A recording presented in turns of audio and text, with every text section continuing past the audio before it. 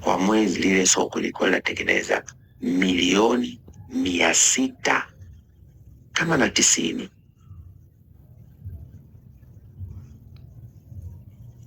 Katika milioni 690, halmashauri ya Kinondoni kabla ya kugawani ilikuwa inapokea shilingi milioni 3,200,000.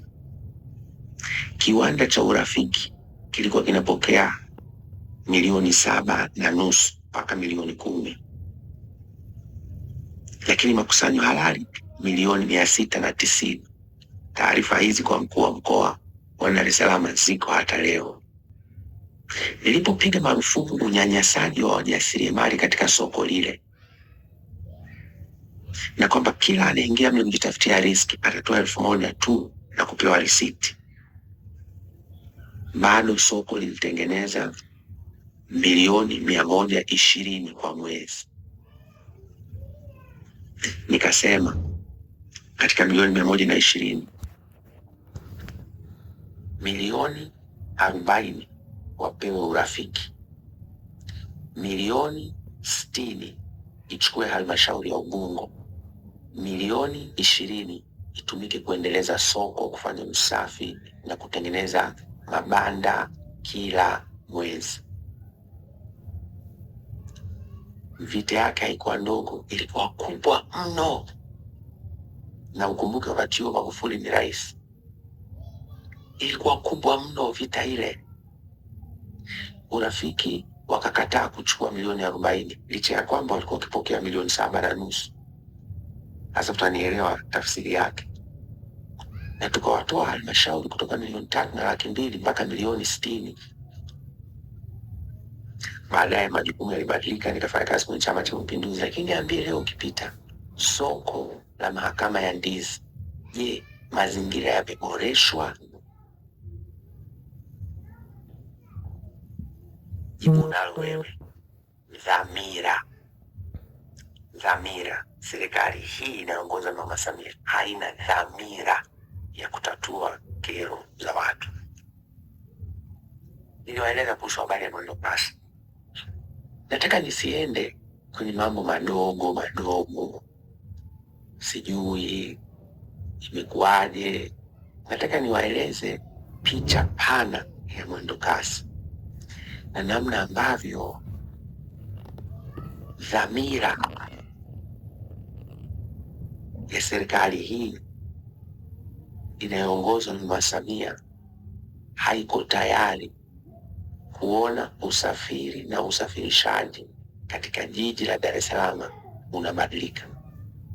Na hata kama wanatenda katika namna ambayo haiondoi tatizo. Na nitakupa ushahidi. Mradi wa mwendo kasi tangu ulipoanza una awamu kama 6. Awamu ya kwanza ni kutoka Kimara mpaka Kivukoni na ina matawi mawili, moja la Magomeni kwenda Moroko na pili kutoka Faya Kariakoo mpaka Gerezani. Hiyo inafanya kazi na ndio imekuwa ikichechemea mpaka leo. Awamu ya pili ni kutoka Posta mpaka Mbagala. Awamu ya tatu ni kutoka Posta mpaka Gongo la Mboto. Awamu ya 4 ni kutoka Posta mpaka Tegeta pale mbele kidogo Tegeta. Awamu ya 5 ni kutoka Mwenge mpaka bandarini ili kufuata barabara ya Mandela, na awamu ya 6 ni barabara ule Kigamboni. Sasa ninachotaka kukuambia, mimi nilipata bahati na mshukuru kwa mwenyekiti wa kamati ya utawala na serikali za mitaa, na ndio inasimamia pamoja na mambo mengine wizara ya ofisi ya Rais TAMISEMI pamoja na DART.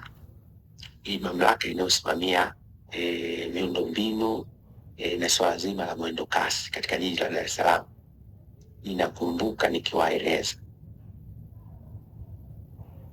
badilisheni, boresheni miundombinu ili tuweke reli nyepesi ya mjini.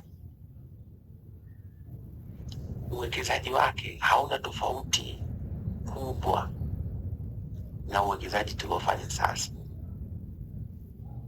Uhai wake ni mrefu kuliko uhai wa uwekezaji wa sasa wa tunaotumia mabasi. Kwa mfano, uwekezaji wa sasa wa mabasi uhai wake ni miaka kati ya 10 mpaka 15. Ile barabara itaanza kuharibika, na mabasi miaka 7 mpaka 15 uhai wake umeisha. Lakini tukiweka reli rahisi au tram system, tram ni ile treni nyepesi ndogo ya mjini, uhai wake ni miaka 25 mpaka miaka 40. Najiuliza, kwa nini mpaka leo wazo la kuweka tram, mfumo wa tram, treni rahisi katika jiji la Dar es Salaam unakuja kuonekana kama mpango wa baadaye mwaka 2025? Dhamira. Na hapo ndani kuna watu wananichomeka, walete mabasi, kusanye nauli, wajua wanachofanya, kwa sababu hata sasa hivi hii mwendokasi sasa hivi inaharibika. Kwa nini? Dhamira haipo. Ndio maana pesa wanakusanya na huduma ni mbovu. Pesa wanakusanya na ukarabati wa mabasi hawafanyi. Pesa wanakusanya na bado wanazongana namna hata ya kugawana mapato, na hiyo ni pesa inayokusanywa, kile tunayoiona. Inayopotea huenda ni kubwa zaidi. Wanakusanya wastani wa bilioni 3 kwa mwezi, na bado mabasi ni mabovu, hayatoshi,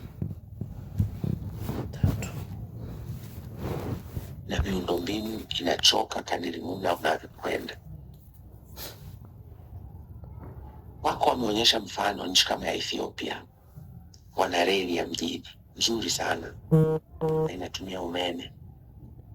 Unipiga hesabu, ukiangalia awamu ya kwanza, ya pili, ya 3 na ya 4, pesa ambayo imekuwa committed ni zaidi ya bilioni $1. Hii ni wastani wa trilioni 2 na bilioni 500. Kiwango hicho kingeweza kutupatia mfumo wa treni rahisi ya mjini ambayo haihitaji kubadilisha magurudumu, haihitaji kubadilisha alternator, haihitaji kumwaga oil ya mabasi na mambo kama hayo. Matokeo yake